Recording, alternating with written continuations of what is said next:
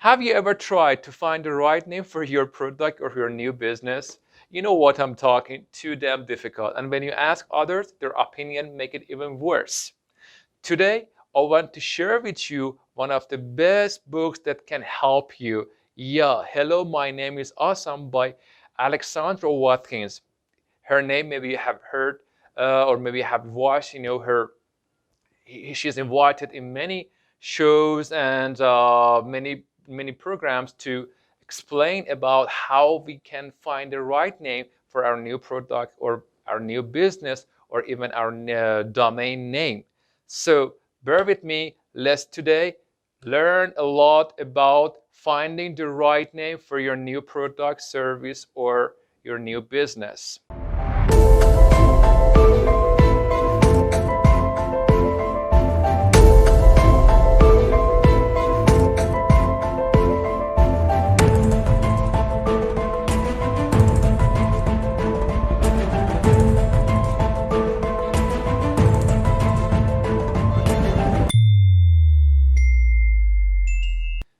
Okay, so 5 tips to choose the super sticky name. You know that the main idea about finding the right name is you should find a name that people can remember. It's not about how nice it looks or whatever, what the meaning or whatever. You should consider a few factors because at the end of the story, what you want is just that people can remember your name.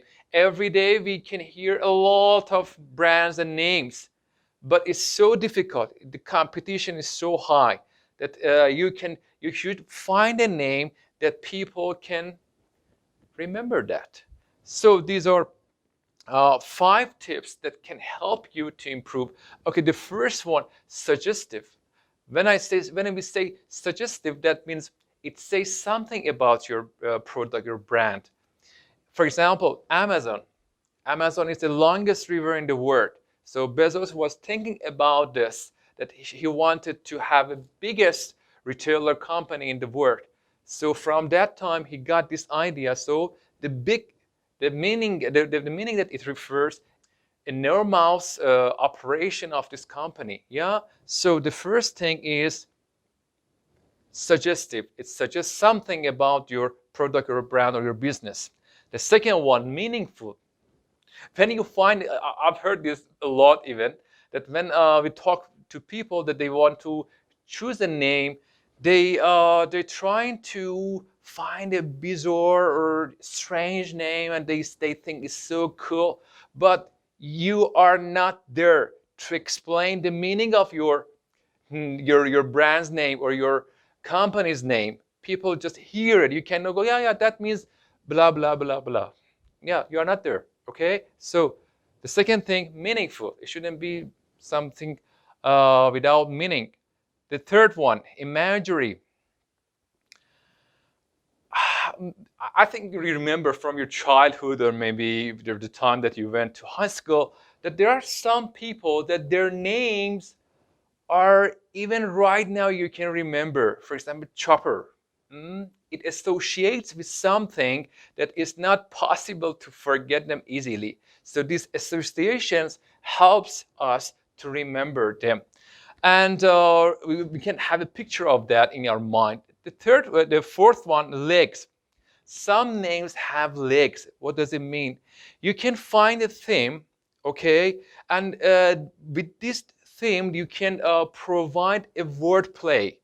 Like what? Like Apple, iPhone, iPad, go on. Yeah, with this series, they started, and the good connection, the wordplay helps them to introduce new product, new thing. Yeah, iPhone, iPad, blah blah, or just of marketing. I want to start right now, just of mind, or just of whatever. It helps me to improve. Yeah, there is no limitation for me. Okay, emotional. For example, you have a restaurant. Okay, you have a restaurant and you want to write down chicken soup. How you can make it emotional? Chicken soup, emotional. Yeah, grandma chicken soup. When you think about grandma, it reminds you good memories of your grandma's house. Yeah, it involves your emotions. So the number 5 is emotional. Again, suggestive, meaningful, imagery, legs, and emotional. Okay, let's go to the next point. 7 deadly mistakes that you should avoid when you want to choose a name.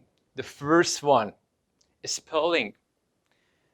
It shouldn't need the name that you find, that the name that you choose, it shouldn't be necessary to spell that. It should be easy to write down, okay? So spelling. The next idea is copycat. For example, Pinkberry, Myberry, huh? And you want to play with these words again and again. It's not a good idea. For example, if you want to choose a fruit name, because apple, huh? You want to pomegranate. It doesn't go. Okay, avoid that. Restrictive. Some names you don't know about the future of your brand. Maybe at one point you want to extend your brand. So it shouldn't limit your brand to a field or to an area. Okay. For example, Canadian Tire. Those people that they live in Canada, they know that it sells many things. It's not about tire, but as someone outside of Canada, and if they want to go to another country, for example, United States, people don't have any idea that it's not about selling tires. It sells many things, even treadmills. Okay, so this name, Canadian Tire, limits them. The next idea is annoying. Some companies, they try to choose some names that it reminds, for example, chemical things. Activia. If you sell something that you don't want to offer them, that the meaning refers to chemical things, people don't like these days. You know the trend. But Activia, what it reminds you is something chemical. Maybe it's something dangerous inside. Or maybe it's a lazy name, Natura. Or initials. If I want to choose my gist of marketing, GOM, GOM. No one knows what does it refer, yeah, as a name of company or as a name of startup. The next one is tame. When it's tame, it's flat, it reveals nothing about your brand. Avoid that. Next one is curse of knowledge. Just experts know what does it mean. You should have a special knowledge to understand the meaning of your brand, huh? And last one, hard to pronounce. For example, if you choose THX, it reminds me thanks. Yeah, it doesn't pronounce as you want. People understand it in a different way. So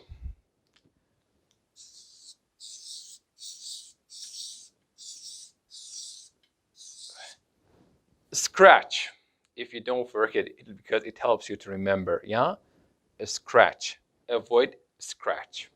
Let's go to the next point.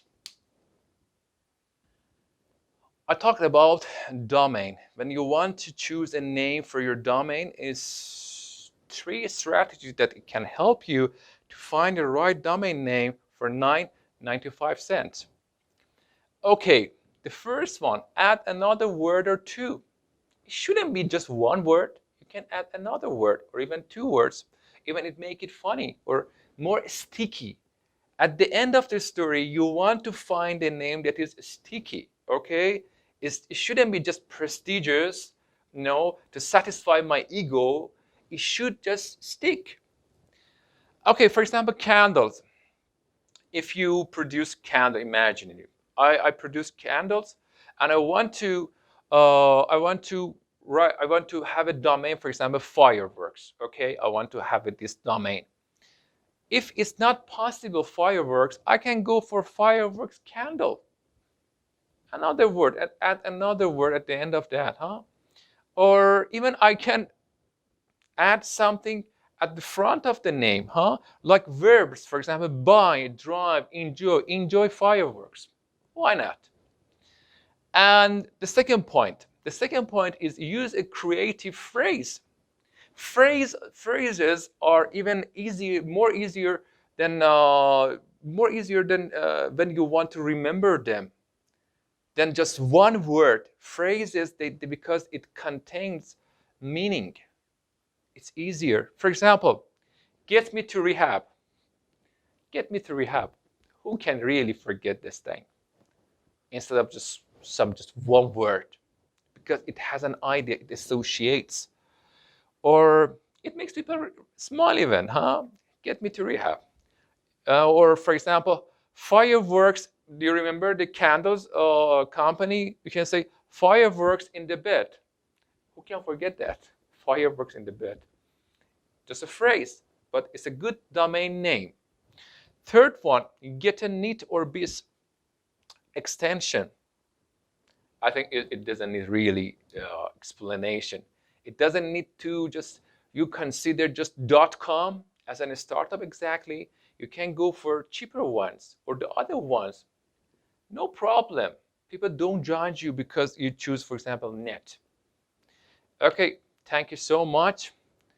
Subscribe my channel. It helps you when I introduce a new book, when I release a new summary. You can find out that you can update yourself. When you read that book, it helps you to remember what you have read. Thank you so much for your time. Take care. Bye bye.